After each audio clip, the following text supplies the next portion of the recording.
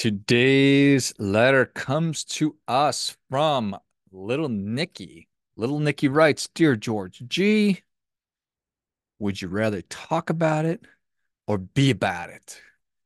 What a great question, Little Nicky. Thanks for taking the time to write in. But I think that I think that you know that I would rather be about it than talk about it.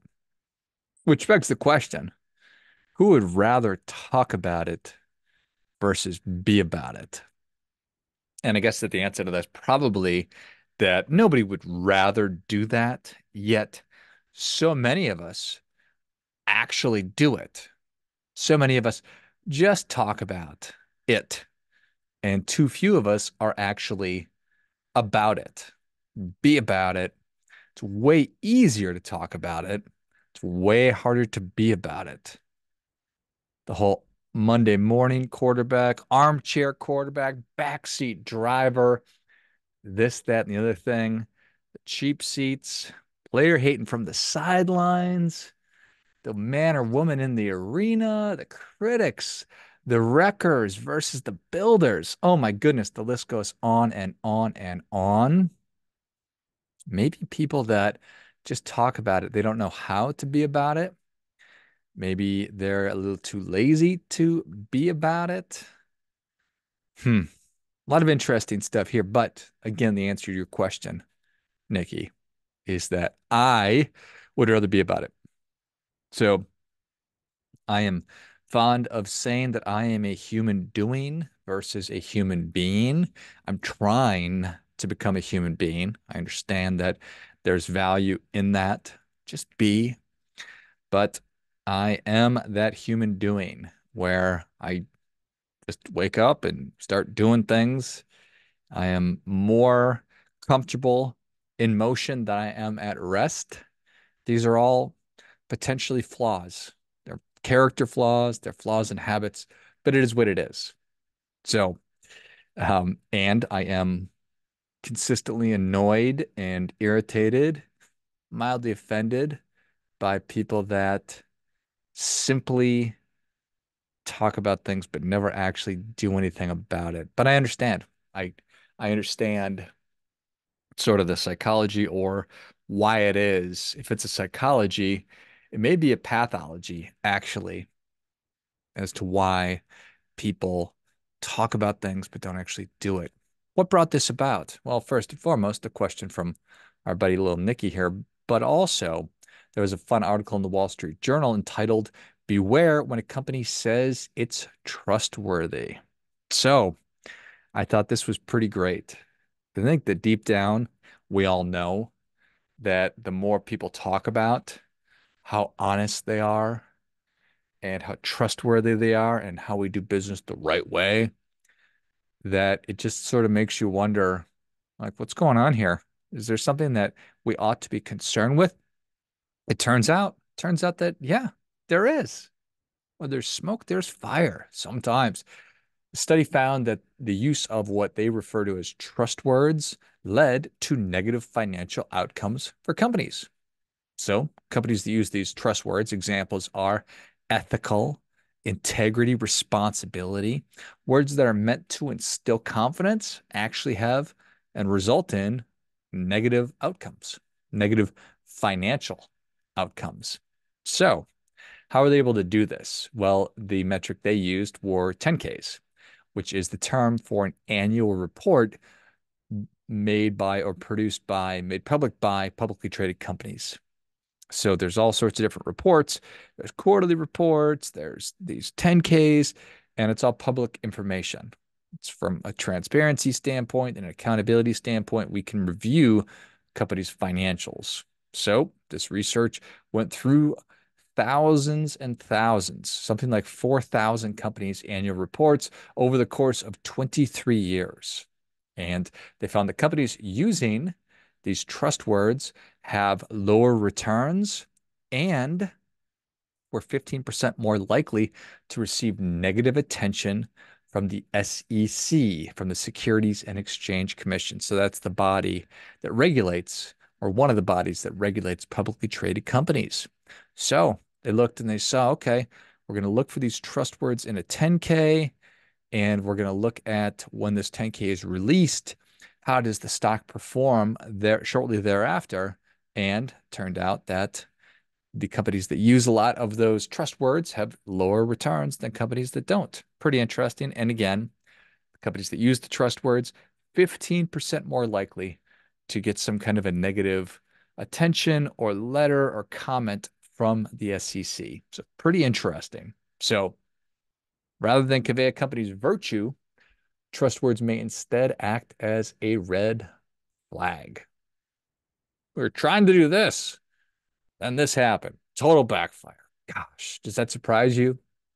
It absolutely bemuses me. I'm just sort of tickled by the whole thing. There's so much virtue signaling going on in the world these days. You know, virtue signaling, that's the definition is the public expression of opinions or sentiments intended to demonstrate one's good character or social conscience or the moral correctness of one's position on a particular issue. Does this show up anywhere in the real world? Well, no, but it shows up on social media. It probably shows up in the real world too. But oh my goodness, are we committed to virtue signaling? We love it. We're talk about being all about it. We are, we are all about signaling just how virtuous we are. Um, that amazing, amazing term. I stand for the newest thing, whatever it is. These non-playable characters out there just spouting off talking points and just spouting absolute nonsense and BS about things that people have so little understanding of. And I'm sure that I'm guilty of this too. I almost said that I keep my mouth shut about stuff, but that's certainly not true. But when I run my mouth, as I commonly do numerous times a week, I don't think that I'm signaling virtue necessarily. I really do try and give an honest assessment of what I think about things, whether people like it or they don't. So, virtue signaling is in a lot of ways, or the use of these trust words. It's the trust words. It's like, tell me that you're cutting corners without telling me that you're really cutting corners. Here's a couple of terms that sort of tickle me, and I don't know where we're at in this world, but the term anti-racist. I'm an anti-racist. That's so dumb. Who I Yeah, I'm against racism. I'm anti-war. I'm pro-environment. I'm against animal cruelty. I'm anti-poverty. I'm pro-worker. Yeah, isn't everybody? Unless you're a monster. A lot of monsters out there too, little Nicky. Got to be careful. Or you could say another one is I'm an atheist. Okay. You need a label for that? Good enough. Good enough. So many terms. So here are some amazing quotes that I think are very germane to this conversation about virtue signaling. And it just goes to show that this has been around forever. Forever. Famous quote from Ralph Waldo Emerson: the louder he talked of his honor, the faster we counted our spoons. I love that one. I love that one. Some idiot at the dinner table that you invited over to your house talking about how honorable he is. It's like, oh my gosh, make sure this clown is not stealing our silverware, our flatware. And of course, from George Orwell, 1984, the Ministry of Peace concerns itself with war, the Ministry of Truth with lies, the Ministry of Love with torture, and the Ministry of Plenty with starvation.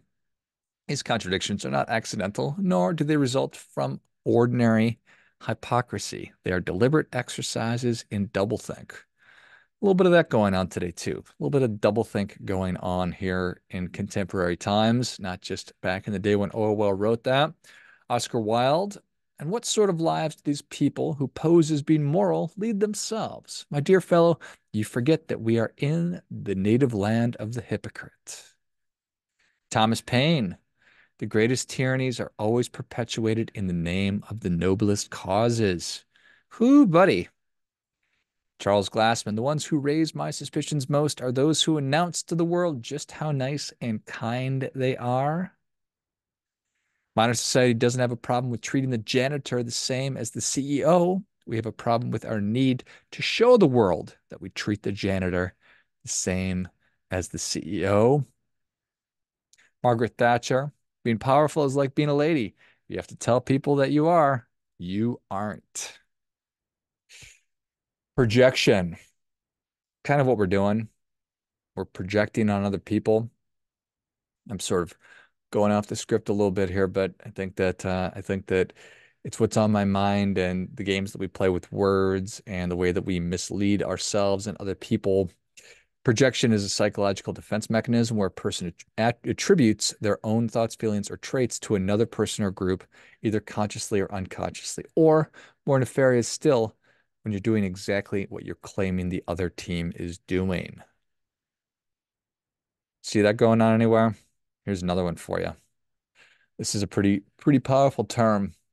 Accusation in a mirror. It's a false claim that accuses the target of something that the perpetrator is doing or intends to do. Goebbels, Joseph Goebbels, the awful Nazi, instructed colleagues to impute to enemies exactly what they and their own party are planning to do. Dun, dun, dun. Man. All right. One last term. It is a Latin term or a Latin phrase, and it is esse quam videri. Esse quam videri. And it means to be rather than to seem. To be rather than to seem. It's been used as a motto by a number of different groups. Put another way, don't talk about it, be about it. So I like that one. Esse quam videri, to be rather than to seem, to be about it rather than just talking about it. But how will people know how great we are if we don't tell them? There's that too. I get it. You do need to toot your own horn. We are so living in a time where every company seems to receive an award for greatest places to work. Um, and everything just sort of gets watered down. Hmm. We're all able to pronounce and make pronouncements of how wonderful we are. Personal branding, company branding, all this stuff. Lots of conflicts, potential conflicts going on. I need to be getting the word out, but at the same time, I need to be focused on doing my work and being about it. So, like everything else, the truth is somewhere in the middle, but the evidence is in based on the Wall Street Journal article and study that was conducted on over 4,000 different companies, the ones that trade in trust words like integrity, oftentimes are the ones that are running afoul of it. So interesting. So take everything with a grain of salt.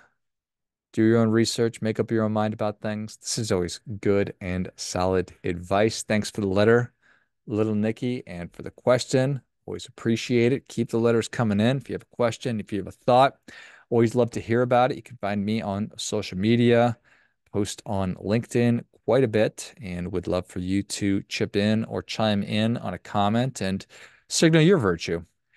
If you think that I'm a moron, I'd love to hear about that. If you think that I'm making some good points, I'd love to hear about that too.